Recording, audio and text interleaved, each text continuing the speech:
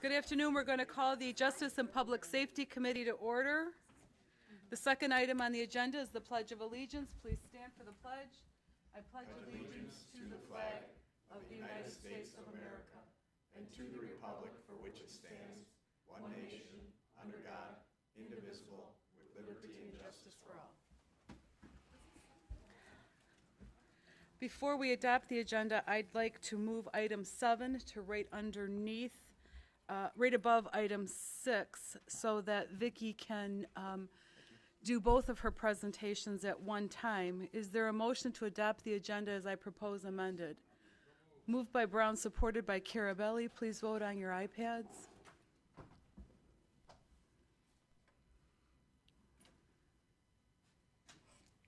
The agenda is adopted. Item number 4 is approval of the minutes for August 24th, 2017. Is there a motion to approve? Moved by Leonetti, supported by Romano. Any discussion on the minutes? Please vote on your iPad.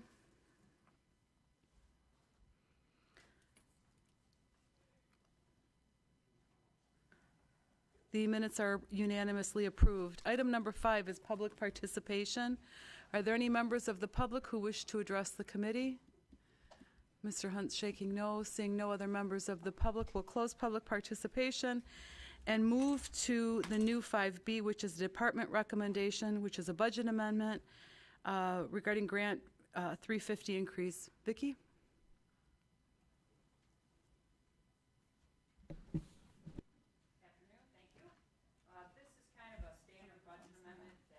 To the board every year. Could you turn your microphone on, please? Is that better now? Yes, thank you. Came up red, so I didn't think that was good. This is a standard budget amendment item. We have a new grant that came into our office. It's the 2016 Operation Stone Garden Grant for law enforcement agencies in the county that border Lake St. Clair. And we're just asking to increase our 350 grant fund for the amount of the grant. Motion by Carabelli, supported by Leonetti. Any discussion? Commissioner Brown? Thank you. Have they changed the requirements or the guidelines on how that money is to be spent? A lot of departments use it to backfill for overtime and other things. Have they changed it markedly in any recent years?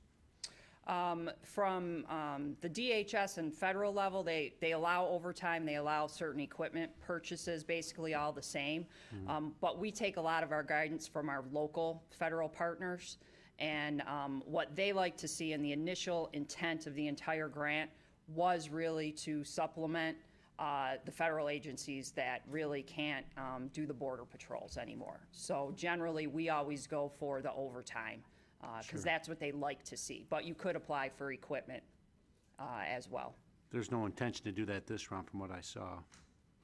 I haven't seen the new 17 guidance come out yet for the grants, but what we're hearing is that it's basically going to stay the same. Okay, thank you. Appreciate it. Thank you very much. You're welcome. Thank you, Madam Chairwoman. Any other discussion? Call for the vote on your iPad, please.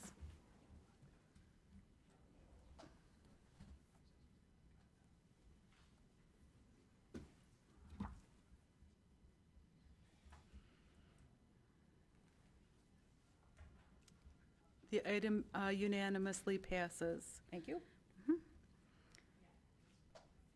The next item on the agenda is the budget review for the emergency management.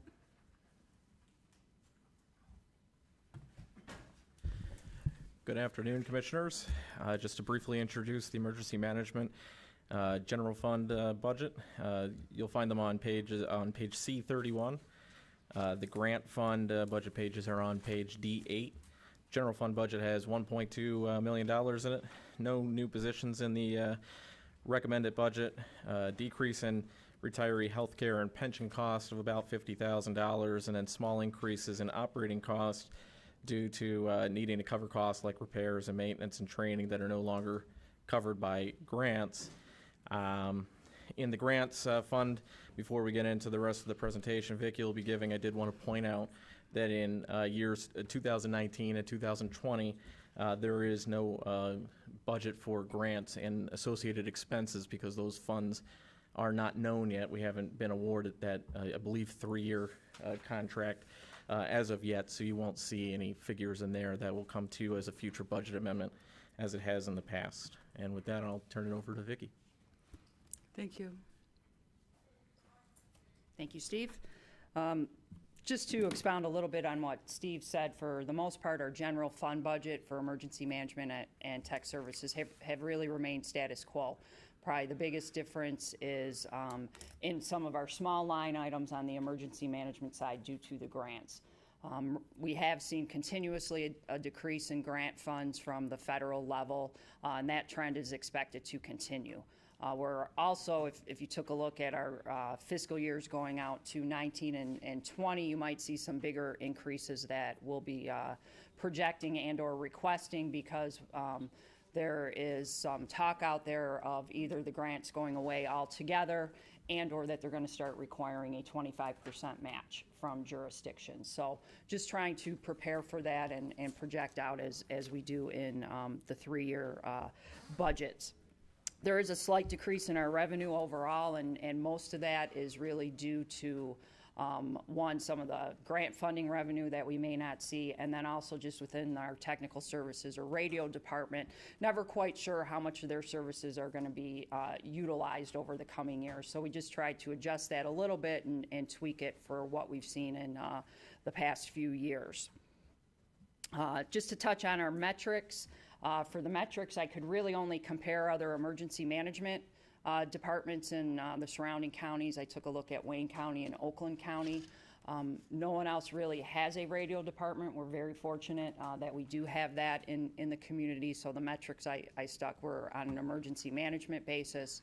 The first two that I used were very simple ones, basically just based on full-time employees and the cost ratios, and then also based on population.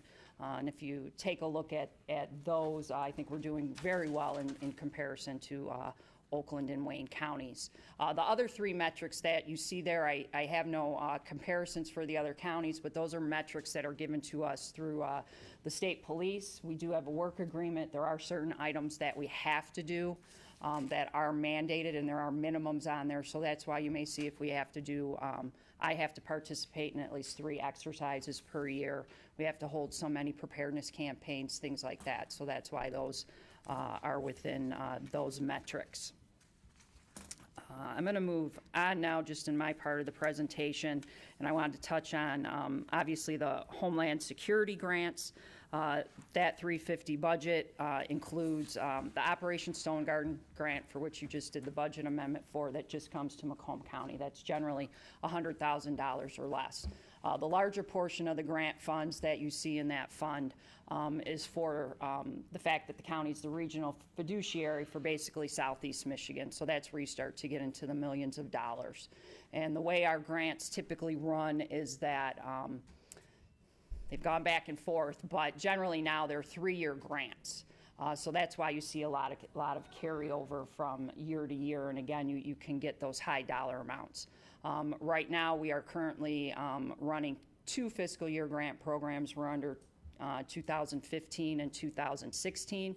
Feds are always almost a year behind the actual calendar date from when we get the grant agreement, and then they generally run out 3 years for that. I know a question in the past, and when you look at the line items under the 350 account, again, there's a certain amount of money that comes to Macomb County. Ours is generally $500,000. Basically, everything else goes to those partner jurisdictions in Southeast Michigan. And I think it's that supplies and service line item that you'll see that has several $100,000, if not sometimes millions of dollars in it. That's because that's the line item that we reimburse those partners for those monies that they spend on under the grant. So it's really not for supplies that we buy. It's for all the items that they spend under the grant items. And then lastly, I want to touch on, I know we're here for general fund budget, but I know when you reviewed the capital budget, there were 2 line item requests in the capital budget that I'd just like to touch on. One is the larger $6 million project that is part of the radio project within the county. That's not for the infrastructure or for the system itself. It's actually for the portables and mobiles that county departments use on a daily basis for their personnel. So for the sheriff's department, they're the largest user that we have. It's for the radios that they have and carry around with them, and then the radios in their cars. They're coming to their end of life, and so we need to start replacing those radios for all of the county departments. We are expecting that it will come under that $6 million. That $6 million is actually a quote without any discounts on it, but we are working with Motorola for discounts that will come in, and we're also going to open that up on a countywide basis to the local jurisdictions within the county, so we can all garner better pricing. And we did, as you can see from the capital budget, expend that over 2 different fiscal years. And then the last item that was in the capital budget was a camera project. Again, we were trying to space that out over a few different years.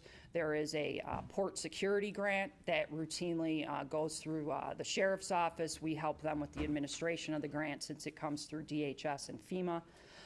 And the one project that we looked at as a group, not only with the sheriff's office, but with our other law enforcement partners along the border, as well as Border Patrol, was to try and go for a project that places cameras that we actually control and operate in the county. There are some out there, but they're held at a federal level that we don't get to see ourselves. So that was the $3 million that went in for that project. We'd like to put in a total of 6 cameras over 2 grant cycles with the federal government for a total of $3 million. Ours would be a 25% match. The whole project is $3 million. I can't give you an update, at least on our first round of grant applications for that project. We were not successful.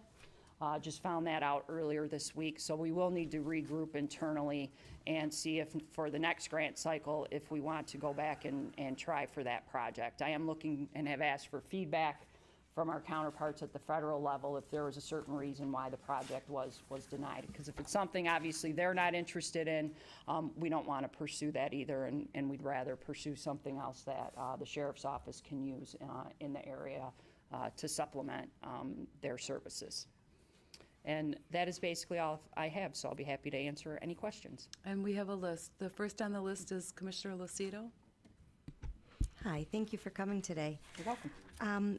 Being new, I have a question. Is this where our blue coats are security guards? Is this under, are they under this? No. No, okay. Well, that answered my second question, so that's okay. I'm good, thank you. Yep. Commissioner Duche. Thank you very much. Hello, Vicki. Hello. Couple of questions. You were talking about the radios. Is this that 800 megahertz business? Yes, it's all related to the radio system that we use in the county. Okay, so because those 800 megahertz, are we changing from 800 or are we staying at 800? Well, basically what we can do now, there is 700 technology that's out there, so our radios actually will be dual band. They'll be 700 and 800 megahertz, but it's still all through the state system that we operate in coordination with them. And basically it's just the new technology that has come out and trying to keep up with the times. Our first radios were purchased in the county back in 2005, 2006. Yeah. So this will It's be been our a while. big first round, yes. Okay, when we were doing this, we had one of the people from the Detroit Water Department here telling us that the radios that they were getting and so on and so forth that we had to sign up on were emergency type radios. Does this have anything to do with Detroit and the water system there and their radios? Well, they're on the same system that we are. They own and operate their own subsystem just like we do, but it's all part of the statewide system. Okay, so it's not just Detroit, it's the statewide system. Correct. All right. Second thing, Comtech. Is that moving along? Are we training the people at in Warren, and where are we with the towers in the north end? Sure. For that project that was started, we've actually had really the bulk of our activity just start in the past month. So we have started work at 4 of the 5 tower sites in the community. We're just waiting to finalize the prints and drawings at one community. So we actually have concrete in 4 of the locations. We're actually expecting the towers to be delivered within the next 2 to 3 weeks. All of the tower sites should be done and built by the end of this year. We expect them to be operational just because there's some synchronization that they have to do with the infrastructure, hopefully within the first quarter of next year. Also within the past month, or our renovation essentially at Comtech is done. There was very little to do at Comtech.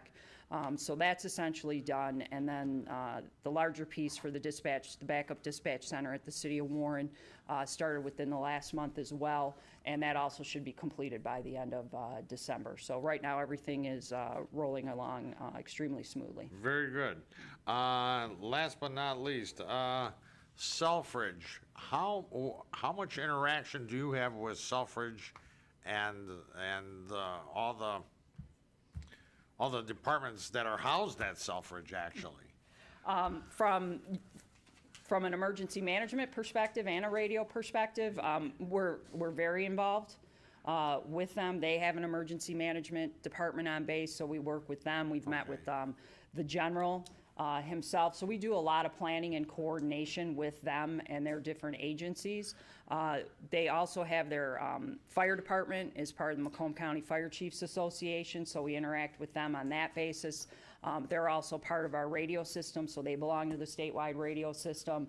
And then other components of the base are on the radio system as well. So from a communication standpoint, we're lock in step with them as well. Perfect. Perfect. Thank you very much. You're welcome. Keep up the good work. Thank you, you. Madam Chair. Thank you, Commissioner. Commissioner Drollet? Thank you, Madam Chair. Vicki, thank you for your presentation. Sure.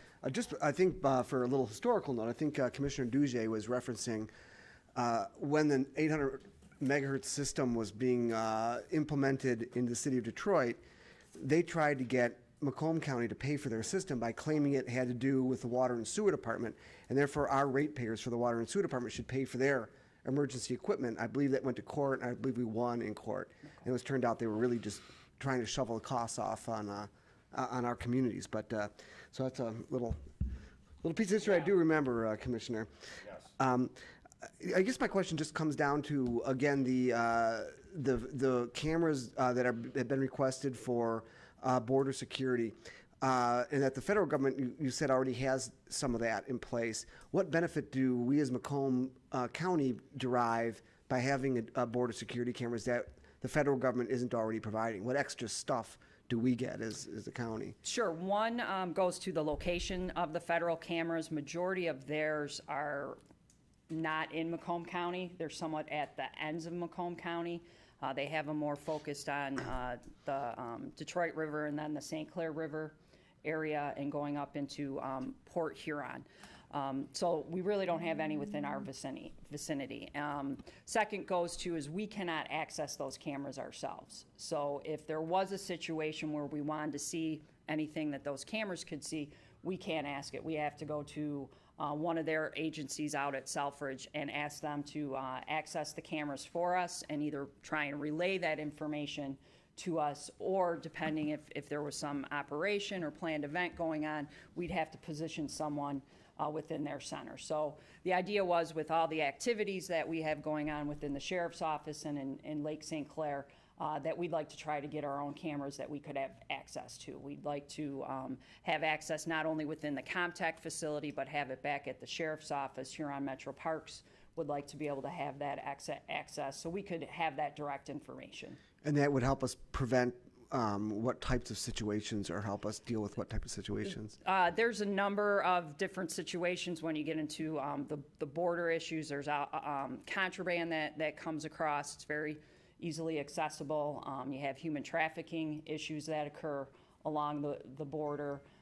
Many times, you know, when you see some of the videos that people have shown us, very easily boats, you know, pull up alongside one another and transport the people or either the contraband that comes in. So those are some of the areas that we were concerned with. Okay, thank you very much, and You're thank you, welcome. Madam Chair. Thank you. Commissioner Carabelli? Thank you, Madam Chair. Back to the budget real quick. On the D8, our page 7, the capital outlay, what was the reason for 2017 to be so much higher than 16 and 17, the jump on that? That goes back, that's in the in the grant fund, and that goes back to the number of grants that we had in play at time for this year.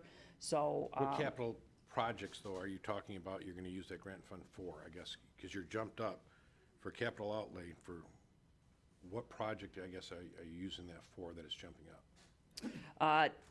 That could be multiple projects. I'll have to look and see specifically what those are, because those would be for our offices within the county.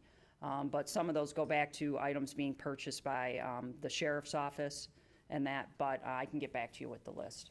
Okay, if you can do that, and also, Sure. When you talked about contract services, the change from 17 to 18, or the amended, even for 17, the jump, what was it that wasn't anticipated? Are you in the grant budget, or are you back in my Back in the emergency management budget?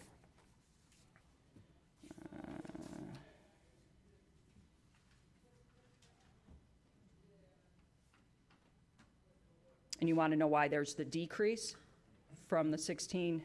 From 17 to 18, the change. Right, and I'm showing the 17 was the 16,345. Correct. And then we're requesting the 5,000. Yeah, what did we do? Sure, I just want to make sure I'm Yeah. answering the question right. The amount that is the 16,345 that's in the budget this year is to finalize the fire department consolidation study. So that study will be complete by the end of this year. We'll make that final payment, and I only need $5,000 that I'm Okay, I asking apologize. for. What study was that again?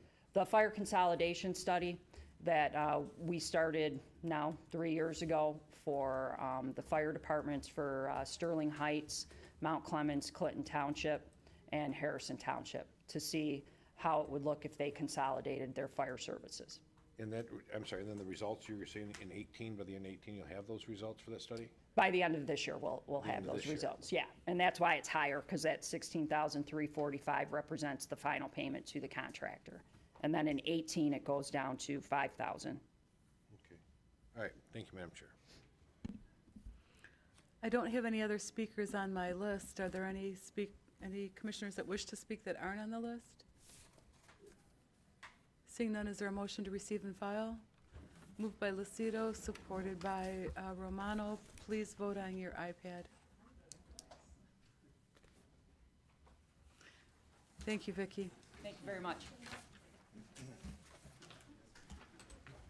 The next item on the agenda is the budget review for the prosecuting attorney's office.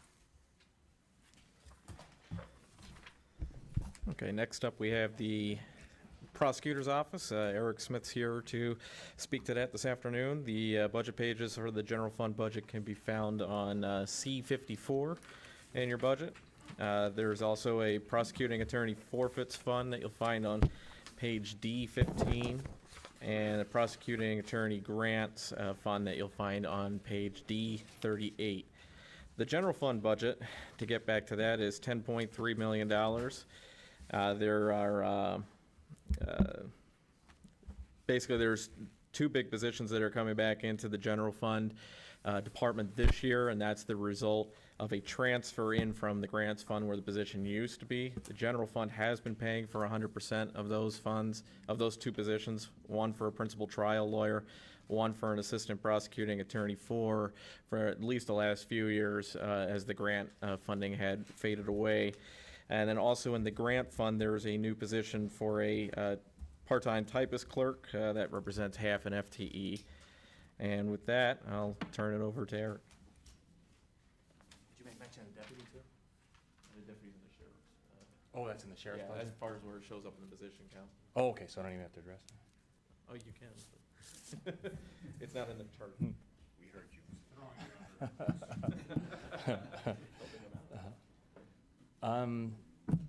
You heard him talk. It's very easy. There's not a whole lot new to us. I guess a part-time clerical through our paternity grant, which the state picks up 2/3 of that funding. There's obviously no benefits involved, no legacy costs. And the deputy, that goes under Tony's budget, but 2/3 of that is paid for by the state as well. So those are the two new positions. And then I spoke about the two positions coming out of the grant, coming back into our general fund, which the general fund has been paying for the last several years. Even when it was in the grant, it was maybe a couple $1,000s that the grant was paying for, and that's long since. At one point, many, many years ago, it paid for a secretary, cops on the street, an APA. That has been dwindling over the entire 15 years I've been sitting in this seat, down to where it's been nothing for the last several years. So that's just an accounting move. Doesn't cost anything extra. I guess our only new thing is the 1/3 of a part-timer, which is about $5,000. Is that about it? Yeah. So that's it. How does that work, 1/3 of a part-timer? How does Well, that- since that position will be assigned to our paternity division, like the deputy assigned to our paternity division, the state pays for 2/3 of everything in the paternity division. So if we get this approved, this part-time position, the entire amount is 16,000, something like that. So the state pays for 2/3 of that amount. The county's on the hook for 1/3. So that's where the 5,000 whatever comes from. Could you just give a brief overview on the paternity department? Because I think some commissioners may not associate the paternity with the prosecutor's office and how that works, and then the funds that you bring into the residents of the county through the work that your office does on that. Sure. Well, we have, gosh, in excess of 20 people on our paternity budget. Once again, the state pays for 2/3 of that. And what we do is we establish paternity. We have we have mothers come in. Then we have our 4 investigators, which you guys approved 2 new investigators a couple years ago. And by the way, since we've had those 2 new investigators approved, our service rate has had the highest increase in the state over that time of all the counties. So we've gone from going to these conferences where we are at the absolute bottom to now we're at the top. So it's a very, the money that we spent has been very helpful to the kids of the county and to the mothers of the county and to the state for that matter. Because once we establish paternity, then they go to court. The court assesses costs to the putative fathers to pay to the mothers or to the state if the mothers are collecting ADC from the state. Are there any questions or any discussion? Commissioner Carabelli, I'm sorry. Thank you, Madam Chair. A couple of quick questions, probably for, I don't know if you can answer these or not. We go into reimbursements. Looks like this is a typo, or is this a new trend we're going to be setting? You have I'm talking to you. the under revenues, the charges reimbursements. You 2017 we're at 16 and a half. 17 adopted 20,000. 2017 amended 2,000. 2017 forecasted 20,000. Then 2018 20,000. Is that just a typo? You're on the forfeiture fund, did you say? The reimbursements. Okay.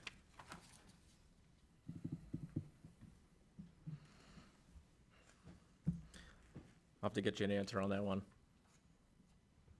I don't have that with me today. Okay, if you could. And then, Eric, a question for you. We had our, and I don't know if this is your department or the Sheriff's Department, there was, and I know you can't probably get too in-depth with it, but there was some irregularities when we had the audit done on, I believe it was forfeiture fund. Irregularities? As commissioners, if you can help me, when they had the audit, they said that there was some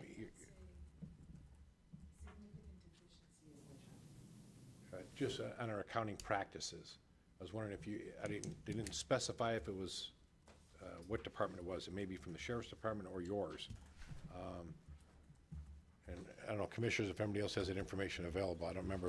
I remember, as a point of information, it was what they call a It's not the most serious. It's not. It's the second category, which sounds serious. It's like a substantial irregularity or something. When we questioned the audit department, they indicated it had something to do with forfeiture. I can tell you, no one's ever talked to us about it. Okay. I guess it may even be the sheriff's department. So I guess I'll get with finance and I'll find out which exactly department that is so we can get a little bit drilled down into it to understand what had happened. Okay. Thank you. Thank you, Madam Chair. Thank you. Commissioner Romano? Thank you, Madam Chair. Hi, Eric. Nice to see you a second time in 8 months. That's okay, though. I'm looking here at this overview here at supplies and services, and I'm sorry, repairs and maintenance, and I'm looking at 375, 4,000 adopted for 2017, 375 going back to, or 219 going back to 2016. My question is, with the overage, is there anticipated repairs or maintenance that you anticipate that you're keeping it at 4,000, or does some of this money go back into the general fund? What are we talking, I'm sorry, about, Joe? We're talking about repairs and maintenance. I'm looking here, 2000 actual, $915, and in 2017, I got 4,000.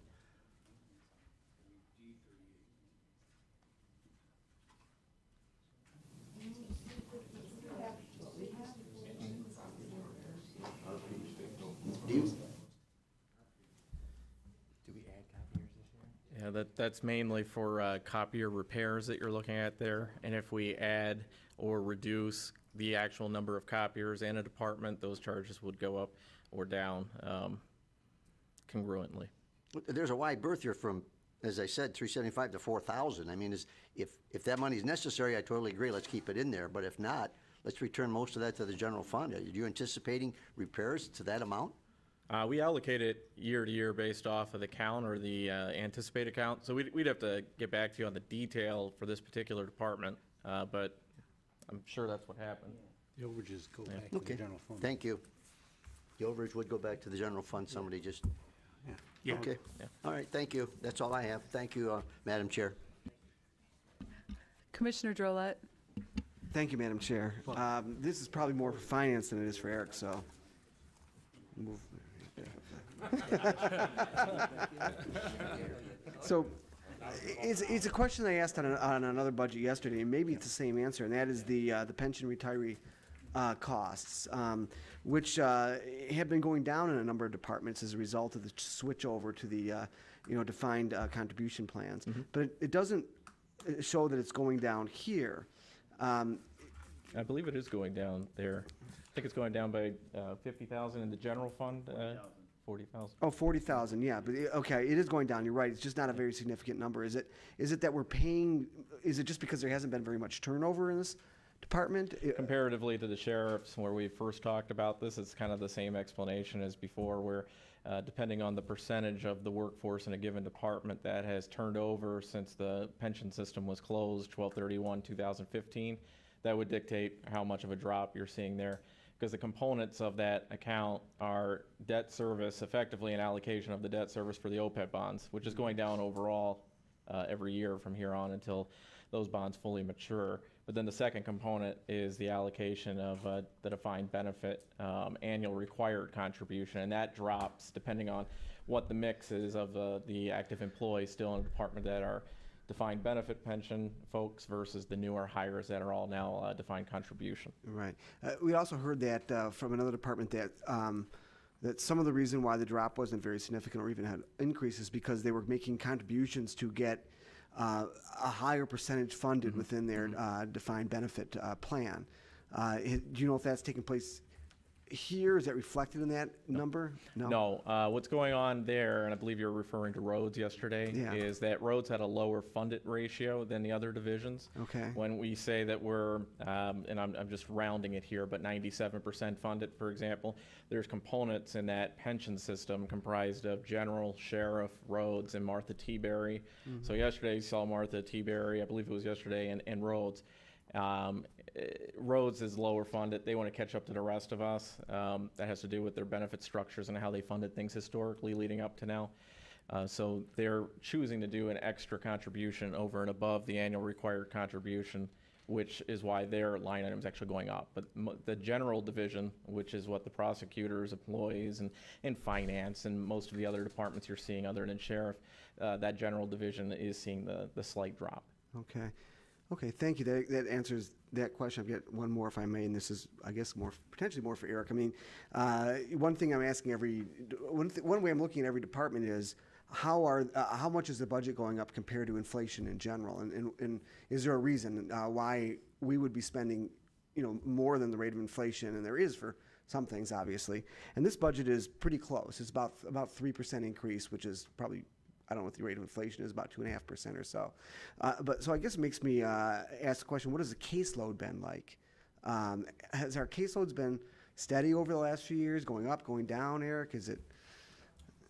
Well, when we're talking about what we're going up now is it's the paternity section. So our cases have significantly gone up because of the new investigators that we had. And once again, the state pays for 2/3 of all of that in there. Our general caseload, of course, goes up every year. But when we're talking about 2% versus 3%, I guess for us, the $5,000 for a part-time employee working, 29.5 hours a week, for us is, we're getting our bang for our buck. And then you add to that the deputy. This is the first time since we've moved to this building that our paternity division will be with us. So ever since I've been in this job, since 2005, I've had 20 employees who haven't worked in the same building as me. They've been on 3 different floors in that building, the 6th floor in that building, and now they're over at North Rose. They've been spread all over the place. And the one thing that's happened in all of this is when that building next to us was closed down and our paternity moved over to the 6th floor, moved over to Friend of the Court, in the 6th floor. We've always had trouble with putative fathers and their girlfriends and the mothers and their new boyfriends and the kids. It's a very volatile situation. Since we've been over at North Rose, we've had to call 911 6 or 7 times. Now, it's nice that the sheriff's department is so close, they can get there quickly. But when we were over at Friend of the Court with a deputy right there, seated there, we didn't call him once. So whether it's 2.5% or 3%, for us, we're bringing issues to this building that could, potentially leak over to everyone because they're going to be in the elevators with us, they're going to be in the stairwell with us, and the criminal aspect of our office is not nearly as dangerous as that aspect of our office, which is really funny to say. But I remember when I was over in the courthouse, when our office was there, we shared a floor with Friend of the Court. And our investigators, once a week, had to run over to Friend of the Court to stop a fight. They never stop fights at the prosecutor's office because, we deal with all the defendants out there have attorneys. They have Kathy to talk for them. But over there, it's all about your kids. So it is always an issue. So we're bringing that issue into our building, and bringing the deputy into our building is really the one thing that we had never had that ability before because we've been all over the place and we didn't have the facilities for it. But when we went over to Friend of the Court and they had a deputy already on staff sitting there, boy, all of our office employees felt 100% safer. The people in our office, the other people, the mothers, the fathers, because it's never one side. It's, once you start talking about kids, it's whoever thinks they're the aggrieved ones. So when we're talking about the percentage rate, I look past it, and I know we're not asking for that much, but to me, it's all about security. And when we're putting a deputy in our building, I think it does right for everybody. Okay, well, it does make sense when you explain the need for a deputy in that particular building. I guess, trying to zoom out and look big picture, one thing that oftentimes surprises me and surprises others is the crime rate in the United States over the last 30 years has been going down significantly. And people don't know that because, we see on TV, it's immediately brought to our attention anytime there's a tragedy that occurs. And so oftentimes I wonder what, we'll see a dividend from that at some point. I mean, violent crime was worse in the 90s than it is today. We should, in theory, be saving money. But it sounds like that what's driving this is not so much that end of things, but while it may be true that there may be fewer murders, there's just as many, if not more, domestic disputes and child support issues and friend of the court issues. But what speaks mostly to that for our county is, what was it? You guys already voted on this. We added 3 new judges. Or, I'm sorry, 2 new judges to our county. The rest of the state, I don't know if they got 2 new judges in the rest of the state. So to see what the caseload is in Macomb County, I mean, it's good that we have a county that's growing still. Yeah. But, you guys don't vote to add judges willy-nilly, nor does Scale ever give judges unless they think it's more than necessary. So our caseload is what drives that. Okay. If you get an opportunity, it'd be nice to look at a sort of a picture of the caseload over the last few years, so we can see, all right, it's trending up 5%, down 5%, or whatever it is. Give an idea of how, what kind of caseload you're having to deal with. And, if we're talking caseloads, like Jimmy just said, our chief operations, the specialty courts, was there 11 specialty courts in this county now? So we assign a prosecutor to every one of those, which is very difficult. I've been not complaining, but talking about this for a long time. Domestic violence cases are through the roof. Those are always through the roof. They go up nonstop. But every case that we have involves, now the sheriff's department has body cameras, and then the rest of the county is getting body cameras. Every one of those arrests, there's at least 1 deputy, and oftentimes there's 2 or 3 deputies, and if it's a big case, there's 20 deputies. And that's all evidence and footage that our prosecutors go through before we charge anything, and then the prosecutors have to go through all of it before we go to exam or go to trial. And our staff has to go through and do the editing software so we can forward that out. So even though I don't know what our caseload is, and I can't imagine it's going down because I just see what was going on in our office, but the requirements to handle our cases go up just by technology's sake alone. That makes sense. Thank you very much. Thank you, Madam Chair. Commissioner Kleinfeld? Thank you. Just briefly, one of the reasons I think for the question with regard to the rate of inflation, well, a couple of them, is the Headley and Proposal A tie to each other. And the other one would be the wage increases of our general residents through the years, which has been rather stagnant. But the crime rate change from the 90s to today doesn't take into account in Macomb County that the county has grown dramatically since the 90s. There's more and more and more people, and there's a changing demographic, but there's also, just generally speaking, nationwide, a changing culture. And it seems to me, just from what I read in the newspapers, that I thought the cases that would be more expensive and more significant have been rising, not falling over the years. There's no doubt about that. We have a consumer fraud section of our office now that deals with all aspects of every scam there is out there, which involves tracking down people all across the country and all across the state. And then the paper trails. Just today we were talking about a case with 2 seniors that were scammed by a money manager in excess of a couple $100,000 each, and there's 7 Macomb County victims and 30 overall. But they're having to deal with LARA, the licensing and regulation, what agency. Those cases that we're dealing with now, we're not just dealing with the Sheriff's Department or Warren PD. We're dealing with, state agencies, and we're dealing with the feds. The feds are coming in to talk. All of these cases are, just like I said before, they're just more involved. So we have, several accountants that work in our office, and we train people. We send them to conferences all the time to stay on top of this sort of thing. But going back to the body cams, just the amount of involvement on every case is, it's just more. I remember when I started in this office, you read a police report, you talked to a couple witnesses, and you went to trial. Well, shoot, we just don't do that anymore. And then the computer crimes is something that didn't exist a long time ago, so that's brand new.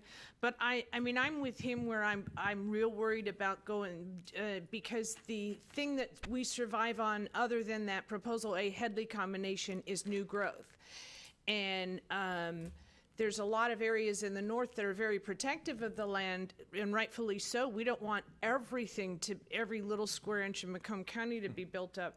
But at some point, we're going to be locked in by that rate of inflation. It's really, or 5% thing, and it's never 5%. So countywide, that's going to be an issue for us. But I do see, you're right with the new judges, clearly things have gotten a lot busier in Macomb County as opposed to the other way around. And the nice thing about what I come and ask for you guys is, the last time I asked for new positions and now, it's not here, pay for these positions. It's, well, the state is paying for 2/3 of them. So, and that's a big thing to us, obviously, to pay that, but that's such a big area of our office. It's the largest unit in our office, so the state pays for a good portion of it. So once again, we're getting a big bang for our buck on these cases. All right. Thank you, Chair. Are there any other speakers? I don't have any on my list. Is there a motion to receive and file? Moved by Carabelli, supported by Lucido. Please vote on your iPad.